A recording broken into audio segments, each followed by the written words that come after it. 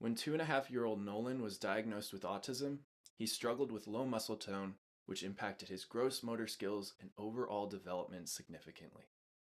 Nolan really struggled with walking due to hypotonia and poor sensory processing, along with limited speech and frequent stimming behaviors.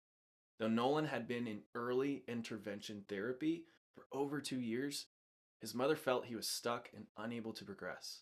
As she shares, despite ongoing therapy, we felt he was stuck and had plateaued in progress. Nolan desperately needed help building core strength, coordination, and regulation skills, and it turns out the root cause of those challenges wasn't problems with his muscles and joints, but instead with his central and autonomic nervous system that controls and coordinates all motor tone and coordination in a developing child.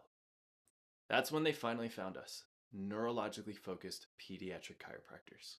Nolan experienced some major breakthroughs with his low tone and began to progress once again in his gross motor development, sensory processing, and so much more. Nolan has now gone from from struggling to walk to now being able to run. He is crushing it. And up to 50% of children with autism struggle with low tone, low muscle tone. And many kids struggling with things like sensory processing disorder, speech delays, and ADHD have challenges with low muscle tone and incoordination as well. There's an important link between hypotonia and each of the most common developmental disorders in kids, especially autism.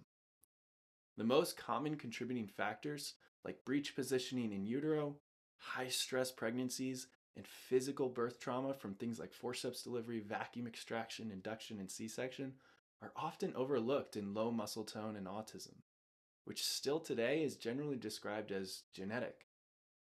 All of these early triggers and challenges lead to nervous system dysfunction and sensory processing disorders that disrupt the neurological pathways that signal our muscles to move and hold positions.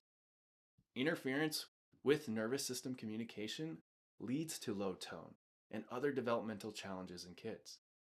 This must be addressed first before changes in progress can be made with the muscles and before overall tone can be expected to stick or last. What's interesting is that high stuck tone and hypertonicity sets in before low tone in the core.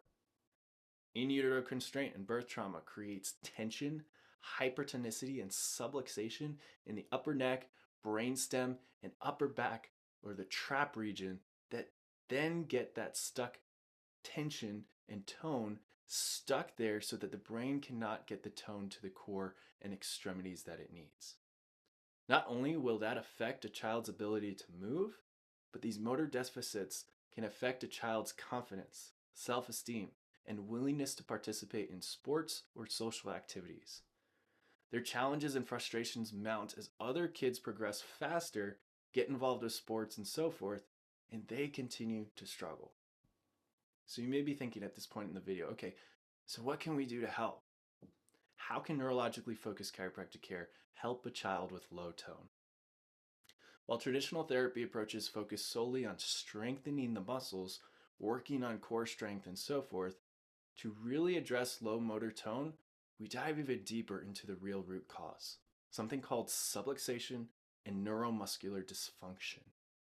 The key to restoring strength and function in full is to add what are called neurotonal chiropractic adjustments, which address the imbalance and interference within the nervous system and restore and enhance communication between the brain and muscles. Our adjustments can activate key neurological pathways to improve core strength, stability, posture, and movement. It all starts with finding the real root cause through our neurological insight scans.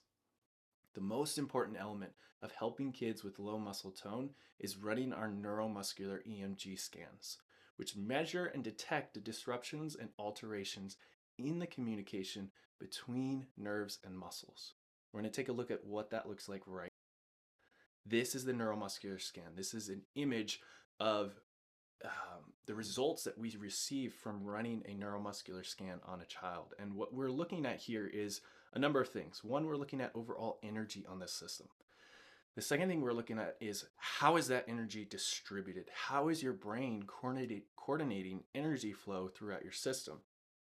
Let's look at the normal. We want to see a pattern where it's almost this pear-shaped pattern of lower tone, lower tension held within the cervical region, more tone held within the core or the gut to hold for stability, and less tone and tension held down below.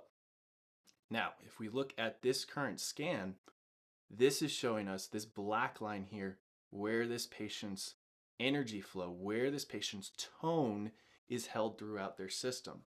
Whenever it jumps into either the green, the blue, or the red out here, this is showing higher tone. So seeing that there's higher tone held within the cervicals, higher tone held within the base of the neck and the upper back. Whenever we see it dip into the yellow here, this is showing areas of low tone. This is showing areas of hypotonicity. This is that weak core. This is that low tone held within the system. And one of the numbers that we look for is this pattern score. How closely does this black line, the energy distribution, overlap with the normal value? And this is really telling us how efficient is this person's nervous system with using energy in their muscle system.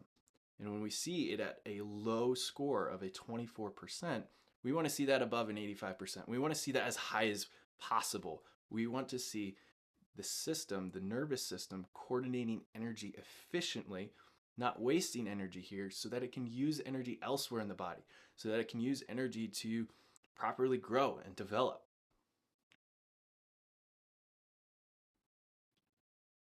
If your child struggles with low muscle tone, affecting their physical abilities, development, and confidence, we know how frustrating this is.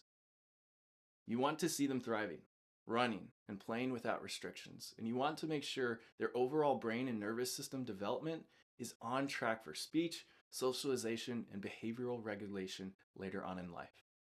The first step is to schedule your child's insight scan at our office to accurately measure and locate the neuromuscular stress, subluxation, and dysfunction creating the low tone challenges for your child. We can see it, we can measure it, we can see exactly how your kid's nervous system is operating. And from there, we can precisely tailor a care plan and adjusting protocol to help restore neurological communication, connection, and tone to your child's nervous system, so that the muscles can finally respond to activity and therapy and get back on track developmentally. Parents often report to us they can see motor tone changes and improvements in just a matter of few adjustments, and their child is off to the races from there.